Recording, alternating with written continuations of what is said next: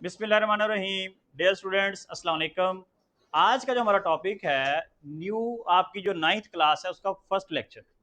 आप लोग 8वीं क्लास से आए हैं, आज आपका पहला लेक्चर है। हम आपको खुश आमदीद कहते हैं। आमतौर पर केमिस्ट्री के बारे में ये कॉन्सेप्ट है कि केमिस्ट्री एक मुश्किल सब्जेक्ट है। ये जी बड़ा डिफ़िकल्ट सब्जेक्ट है, समझ नहीं आता, इसमें मनहूस किस्म के फार्मूले हैं, इसकी वर्डिंग बड़ी गंदी है, चीज़ें समझ नहीं आती। तो वाकई ऐसा प्रॉब्लम होता है, बच्चे ऐसा रिपोर्ट करते हैं कि जनाब हमें चीज़ें मुश्किल नज़र आती हैं। मैं एक सिंपल सी एग्जांपल देता हूँ कि अगर आप कुरान पाक हिफ्ज़ करने जाते हैं कारी साहब के पास, वो आपको पहले दिन ही सूरह बकरा कहे जी चलें जी, ये मैंने आपको रिवाइज करवा दी है, जल्दी से आप 10 मिनट के अंदर ये याद करें पहला रुकू इसका, और घर से लिख के आ जाएं। Is it possible? नहीं पॉसिबल, मुश्किल है। हाँ, अगर वही कारी साहब आपको पहले वो जो नूरानी कायदा होता है उसकी अलिफ बा ता सा सिखा दें, उसके बाद अगले दिन उसका आप जोड़ तोड़, फिर नाजरा, फिर एक दिन ऐसा आता है कि आप हिफ्स करने लग जाते हैं। फिर वो दिन भी आता है कि आप एक दिन में, जो हाफिज जब एंड पे आता है, एक दिन में एक पाव आधा आधा पारा हिफ्स कर लेता है। तो बिल्कुल इसी तरह हमारा पढ़ाई का प्रोसेस भी ऐसे ही है।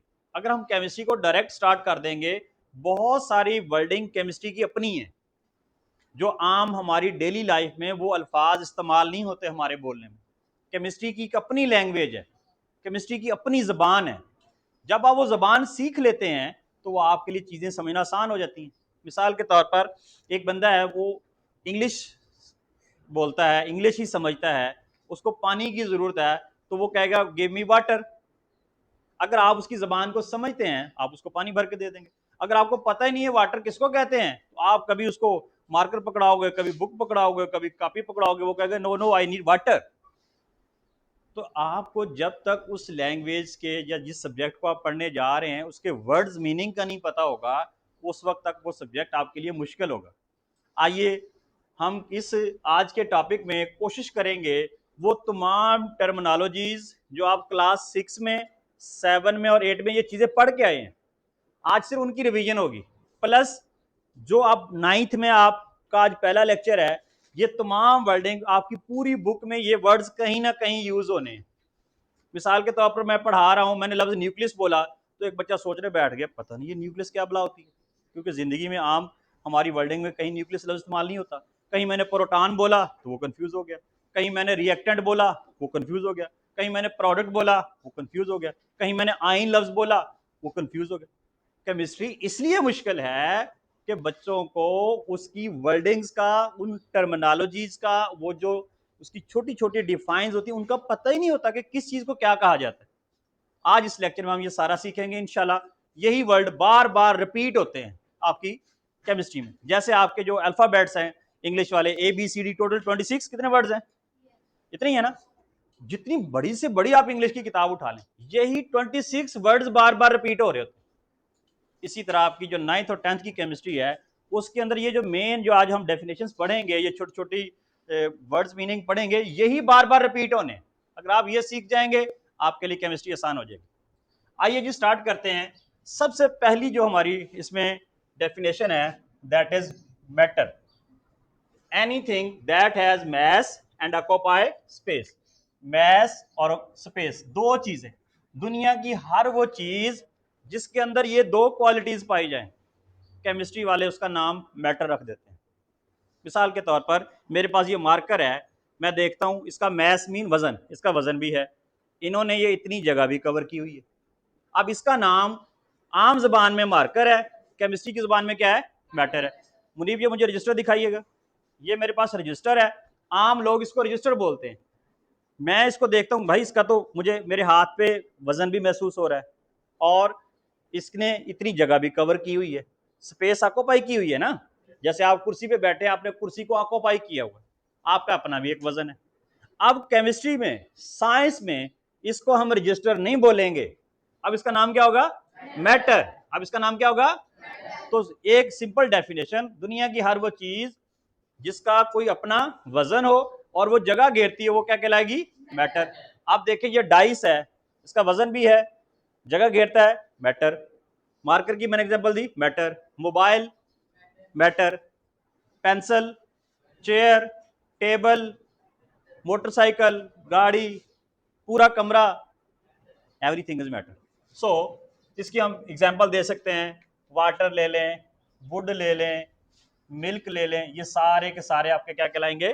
मैटर। सिर्फ केमिस्ट्री में लैंग्वेज ट्रांसफॉर्म होती है, वर्ड्स चेंज होते हैं, चीजें वही होती हैं।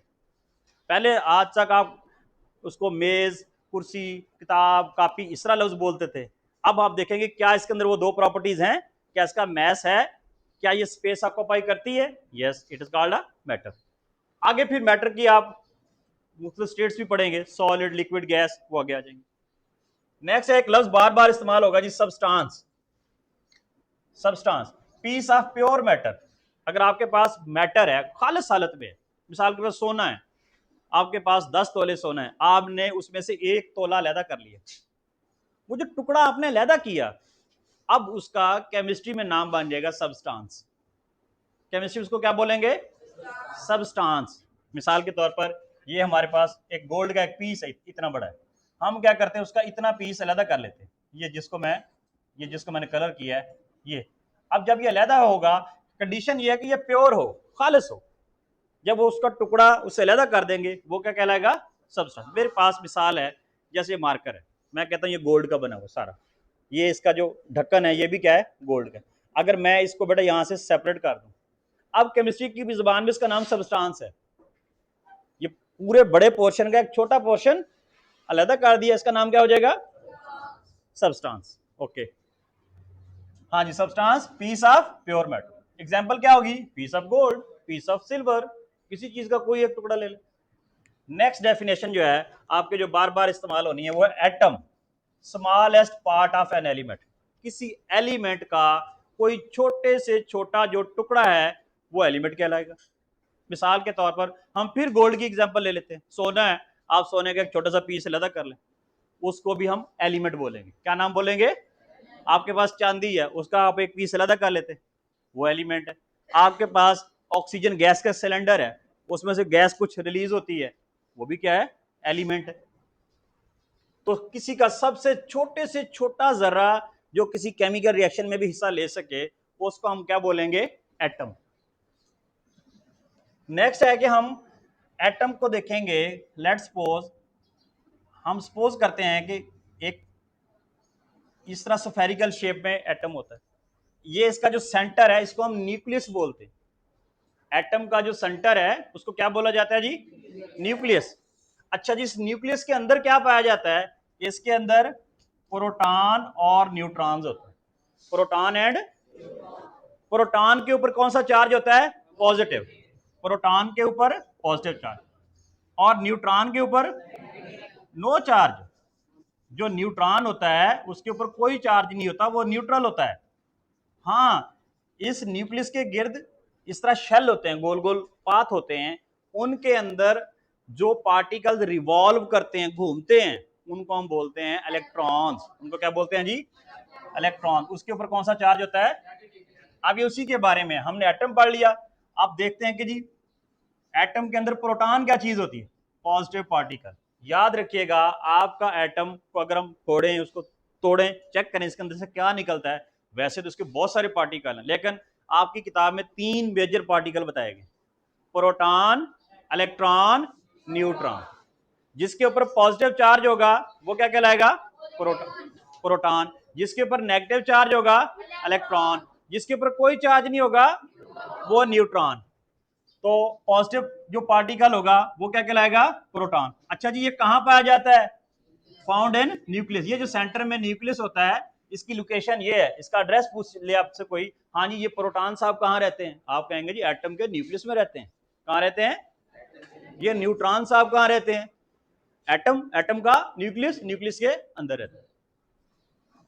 Electron, negative particle. अच्छा, इसकी लोकेशन क्या होती है? ये न्यूक्लियस के ये गिर्द, ये वाला जो पाथ है, ये वाले जो शेल्स होते हैं, इनको K L shell, L shell, M N, ये आगे जाके हम डिटेल से पढ़ेंगे, ये उनमें पाया जाता है। और इसका काम क्या है? मुसलसल घूमता रहता है, मुसलसल घूमता। एग्जाम्पल जी कहां पाया जाता है? अराउंड द न्यूक्लियस, न्यूक्लियस के गिर्द पाया जाएगा। न्यूट्रॉन न्यूट्रल पार्टिकल है। न्यूट्रल का मतलब होता है नो चार्ज, ना उसके ऊपर पॉजिटिव चार्ज हो ना ही नेगेटिव। नेक्स्ट है जी न्यूक्लियस। न्यूक्लियस बेसिकली क्या है? Centre of atom. जैसे बादाम है ना, बादाम का आप फोड़ते हो तो सेंटर से क्या निकलती है? उसकी गिरी निकलती है ना, न्यूक्लियस। अंडा है, आप उसको फोड़ते हो दरमियान में जर्दी होती है, जर्दी को आप न्यूक्लियस कह सकते हैं। बादाम की जो गिरी है वो क्या है?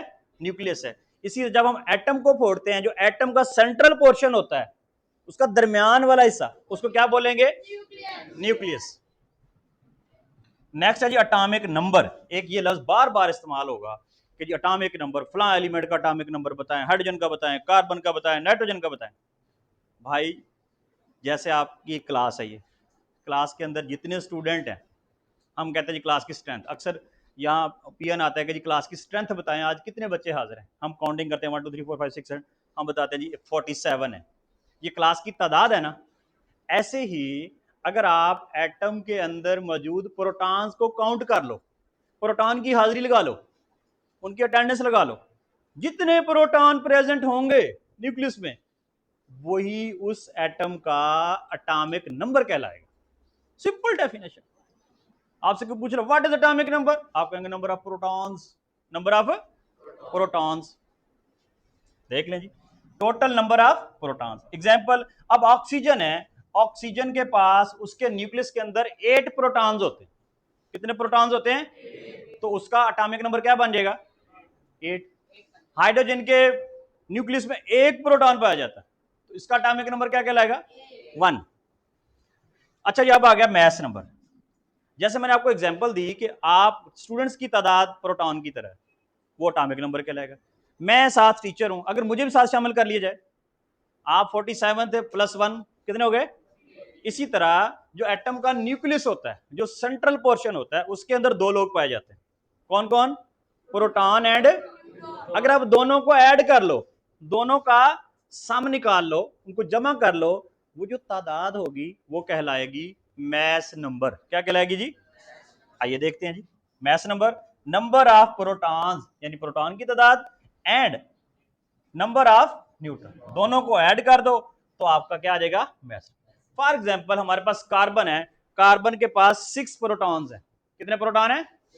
और 6 ही न्यूट्रॉन है। दोनों को ऐड करें, कितने हो गए? तो मैस नंबर जो ऑक्सीजन का कितना हो जाएगा जी? 12। यहां तक कोई बात समझ ना आई हो, प्लीज आस्क अ क्वेश्चन। आ जाए बेटा।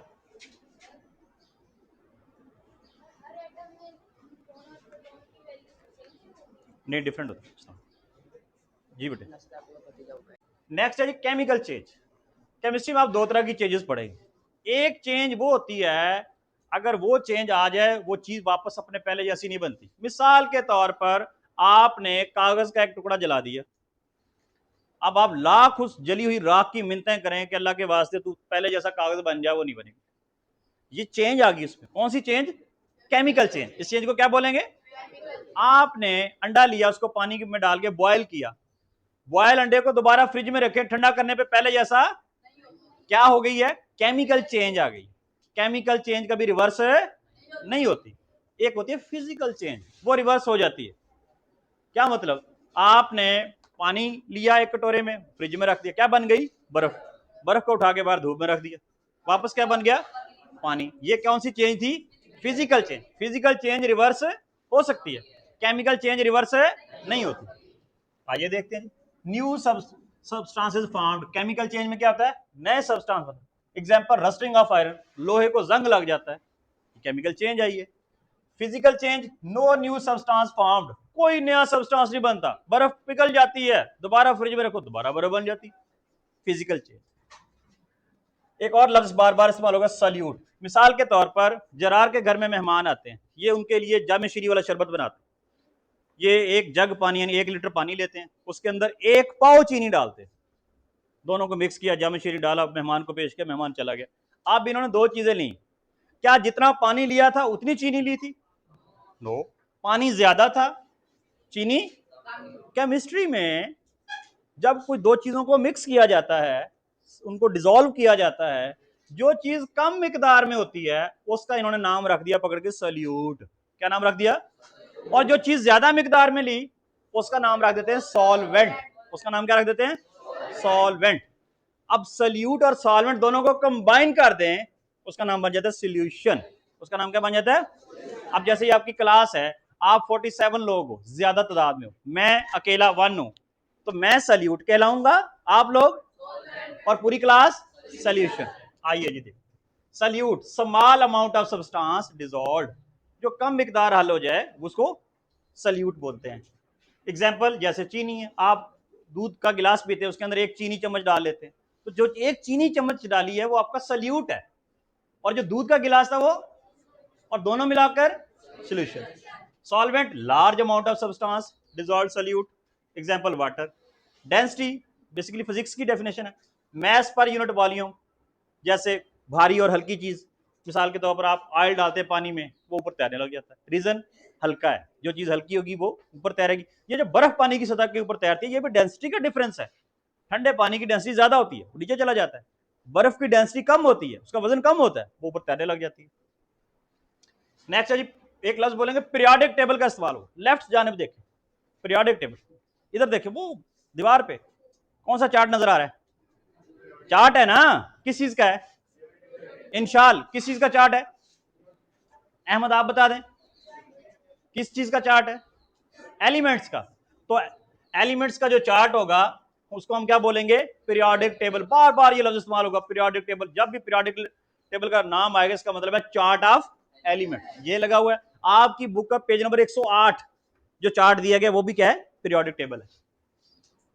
नेक्स्ट है जी सोल्यूशन, वो हमने पहले डिस्कस कर चुके हैं, सल्यूट और सॉल्वेंट को मिक्स कर दें तो वो सोल्यूशन बन जाएगा। केमिकल बॉन्ड, दो या दो से ज्यादा एलिमेंट आपस में जुड़ जाएं, जैसे हाइड्रोजन और ऑक्सीजन जुड़ता है तो क्या बन गया? पानी। हम कहते हैं इनके दरमियान में बॉन्ड बन गया, बॉन्ड के थ्रू ये जुड़े हैं। Chemical formula, combination of elements, elements को मिला दें, हाइड्रोजन को ऑक्सीजन को मिलाएं, पानी बन गया। हाइड्रोजन कार्बन और ऑक्सीजन को मिलाएं, चीनी बन गई। सोडियम और क्लोरीन को मिलाएं, नमक बन गया। तो मुख्तलिफ एलिमेंट्स जब आपसे मिलते हैं तो जो चीज फॉर्म में आती है हम कहते हैं केमिकल फार्मूला बन गया। नेक्स्ट है जी valency, combining capacity of elements, कितने एलिमेंट्स आपस में एक दूसरे का जुड़ सकते हैं, इस सलाहियत को वैलेंसी बोला जाता है। जी ये था जी हमारा आज का टॉपिक। किसी बच्चे का कोई सवाल, any question, have any question, जो आज का जो हमने टॉपिक पढ़ा है इसके मुतालिक अगर किसी का कोई सवाल है तो प्लीज आस्क अ क्वेश्चन।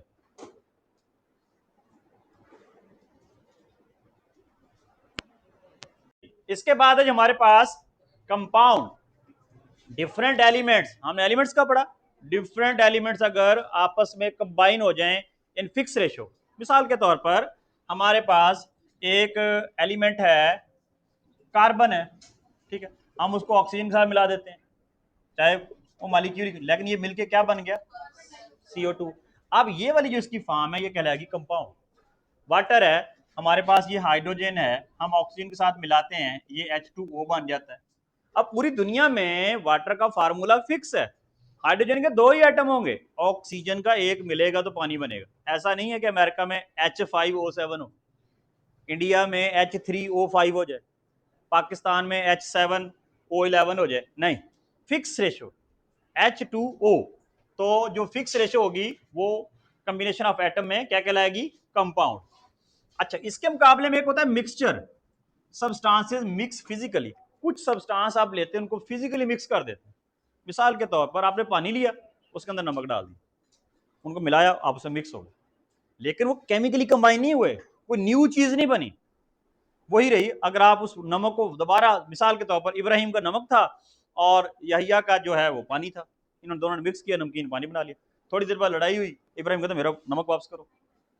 अब इब्राहिम यहिया परेशान में, उसको कैसे नमक वापस करो? वेरी सिंपल, अगर आप केमिस्ट हैं, वो उस पानी को एक बर्तन में डालें, चूल्हे पे रख दें, हीट करें, पानी वेपोरेट हो जाएगा, एंड में नमक बच जाएगा, उसको एला भाई अपना नमक, उसका नमक उसको पकड़ा।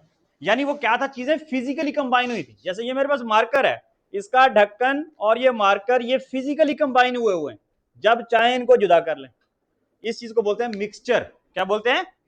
अब जैसे आप स्टूडेंट है, मैं टीचर हूं, ये भी एक मिक्सचर है, दो डिफरेंट लोग हैं इसमें। इसी तरह डिफरेंट चीजें जब जाहिरी तौर पर आपस में मिल जाएं, उनको हम कहते हैं कि ये मिक्सचर बन गया है, ना कि वो आपस में मिलकर एक नई चीज बना दें। जैसे हवा है, अब हवा के अंदर नाइट्रोजन भी होती है, ऑक्सीजन भी होती है, कार्बन डाइऑक्साइड भी होती है, लेकिन ये एक दूसरे के साथ रिएक्ट नहीं करती, सारी अलग-अलग रहती हैं, तो इसको हम बोलेंगे मिक्सचर। एक और आप केमिस्ट्री में बड़ा लफ्ज सुनेंगे, एसिड, उर्दू में हम इसको तेजाब कहते हैं। सब्सटेंस विच गिव एच आइन इन वाटर, यानी अगर किसी सब्सटेंस को हम, जैसे HCl है, इसको हम पानी में डालें, एच आइन अलहदा हो जाए और क्लोराइड आइन अलहदा हो जाए, हम कहते हैं ये वाला क्या कहलाएगा, एसिड। कोई सब्सटेंस जब पानी में उसको डालो वो हाइड्रोजन आइन आपको दे, एसिड कहलाएगा। इसी तरह आपके पास एक कंपाउंड है NaOH, आप उसको पानी में डालते हैं, वो आपको हाइड्रो ऑक्साइड आइन देता है।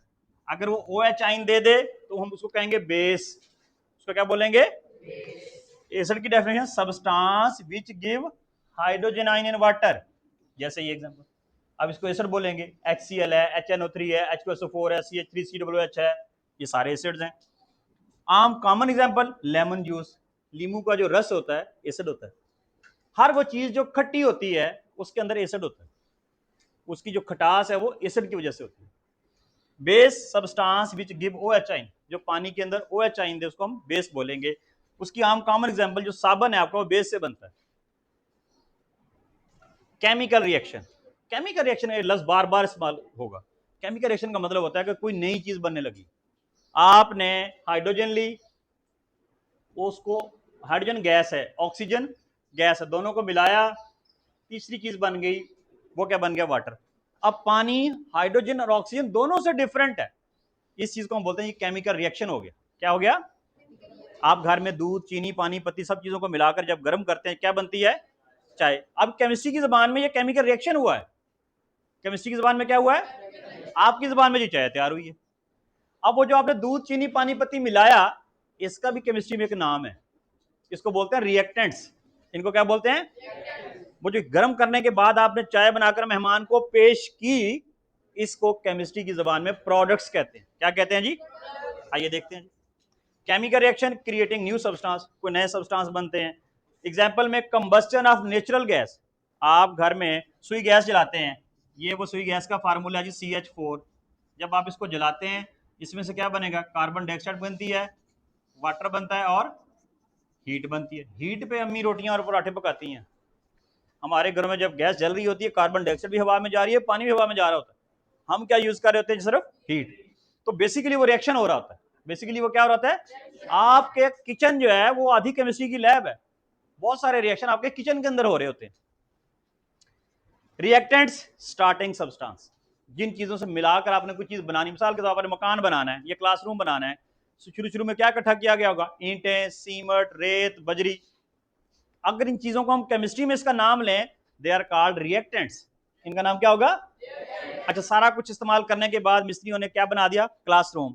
इस क्लासरूम को अब हम साइंस की जबान में क्या बोलेंगे, प्रोडक्ट। क्या बोलेंगे, प्रोडक्ट। तो स्टार्टिंग मटेरियल में अगर हम हाइड्रोजन की एग्जांपल ले लें और ऑक्सीजन, ये रिएक्टेंट आपस में मिलकर क्या बना देंगे, प्रोडक्ट्स क्या होंगे जी, सब्सटेंस मेड, वो जो दो चीजों के मिलने से जो नई चीज बनी है। मिसाल के तौर पर जैसे मैंने आपको कहा दूध, चीनी, पानी, पत्ती मिलाया तो क्या बनी, चाय। चाय प्रोडक्ट है। आपने चिकन, राय, चावल, मिसाले, घी वगैरह सारा कुछ मिक्स किया, क्या बनी, बिरयानी। बिरयानी क्या है, प्रोडक्ट। वो जो रॉ मटेरियल था वो क्या था, रिएक्टेंट्स। नेक्स्ट है जी केमिकल चेंज।